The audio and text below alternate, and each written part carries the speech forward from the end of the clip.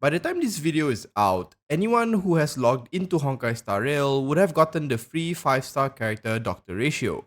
If you frequently play gacha games, especially those from Hoyoverse, this would understandably be quite a surprise. Getting free stuff isn't out of the ordinary, but a limited 5-star is quite the rare occurrence. A 5-star limited character is actually a pretty good deal for both new and old players. While that might sound kinda obvious, there are plenty of alternatives we could have gotten that would have benefited only one group, be it the newer players or veteran players, or perhaps even be lackluster overall. So in this video, I just want to discuss this a bit and maybe talk about what it means for the future. Before we discuss this any further, if you want to see more Honkai Star Rail content, do consider subscribing to the channel.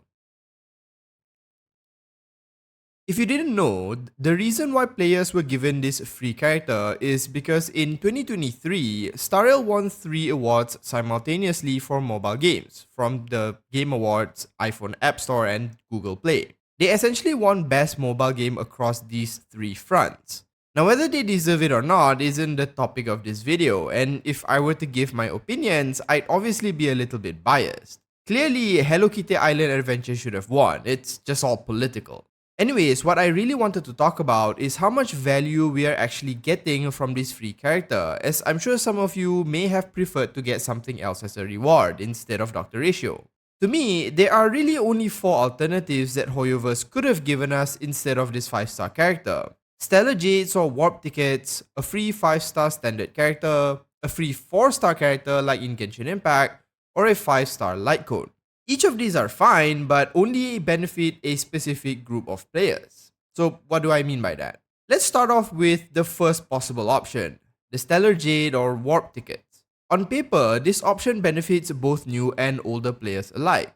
You can save the tickets for whatever character you want in the future or use them to summon right now. It's the option with the most freedom of choice. I could see an argument for this reward being better than getting Dr. Ratio. I mean, not everyone wants this character, and having the freedom to choose what you might want to summon for may be a better option. The only issue is that I just don't see them reasonably giving enough tickets to actually fully summon a 5-star.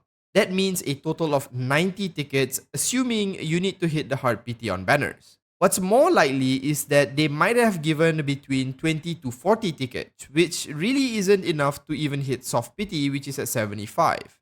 There's also the whole RNG thing, which might mean some of you getting the 5-star you want from a specific banner, while the rest of you will get standard banner characters due to losing the 50-50. Personally, if they gave a choice between 90 warp tickets and Dr. Ratio, I'd have chosen the tickets. But since I don't see that ever happening, getting Dr. Ratio is, I feel, a far better outcome here. The second alternative we could have gotten would perhaps be a choice of one of the standard 5-star characters. For newer players, this option would be a pretty good deal. New joiners would still be fleshing out their team, and any of the 5-star standard characters would likely help their team tremendously. Plus, given they wouldn't have spent too much on the standard banner at the start of their game, they are likely quite some time away from reaching the 300 mark that allows them to choose a standard 5-star. Veteran players, however, wouldn't get much benefit from this. For those that have been playing since launch, it's very likely that you would have gotten some of the standard 5-stars by now, either from losing 50-50 or just summoning from the standard banners directly. Plus, if you have been summoning on the limited banners, you would likely have better alternative characters compared to the standard ones. There might be a very specific one you don't have due to perhaps bad luck or something, but if you've played consistently, it's very likely you're close to the 300 free pick anyway. On top of that, like I mentioned, there are only a handful of standard characters that outperform limited banner characters like Bronya. So if you've been summoning normally, you probably don't need all the standard characters outside of collection purposes. So I don't see this option benefiting veteran characters too much unless you missed out on a very specific character like Bronya, and even then there's always other ways of getting them. The third possible option would be what Genshin Impact gives out during the Lantern Ride event, which is a 4-star character. Now, there are some good 4-star characters that have tremendous value in Star Rail. Tingyun, Pela, Qingcui, and Lynx all come to mind. The problem is that 4-stars are really easy to get. Doing a 10 pull on any banner guarantees you get a 4-star, and you can even buy some of them from the shop, so it's just a matter of time. On top of that, 4-star characters are often given out for free anyway, through certain events. We've previously gotten Su Shang, and now there's a permanent way of getting links as well. So I see this alternative being a valuable choice only for those of you who have missed out on very specific characters, like maybe not having Ting Yun or Pela. For the average player though, I think Dr. Ratio or even the two alternatives I talked about before this would end up being a better option than the 4-star choice.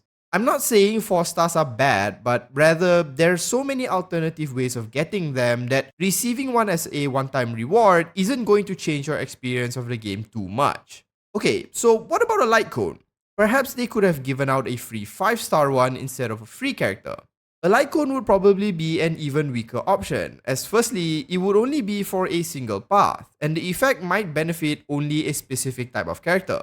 Say for example, we get an abundance light cone that increases HP. Well, that wouldn't be too beneficial for abundance characters that scale off of attack, like Locha. If you don't have a character that might use those stats, a light cone may just sit in your inventory until the RNG gods decide to bless you with someone who can use it. So given these possible alternatives, it's pretty clear that most of them benefit only one group, and why I think getting Dr. Ratio is actually a really good value for practically everyone. Newer players get to start the game with a good 5-star DPS who has an element that has very few DPS choices to begin with, while veteran players who were looking to summon Dr. Ratio can now save on Stellar Jades or go straight for Eidolons if they wanted to. Yes, I know, a free limited 5-star character is quite obviously a great reward, and this didn't need to be said, but I still wanted to share my opinions, especially in the light of the alternatives we could have gotten.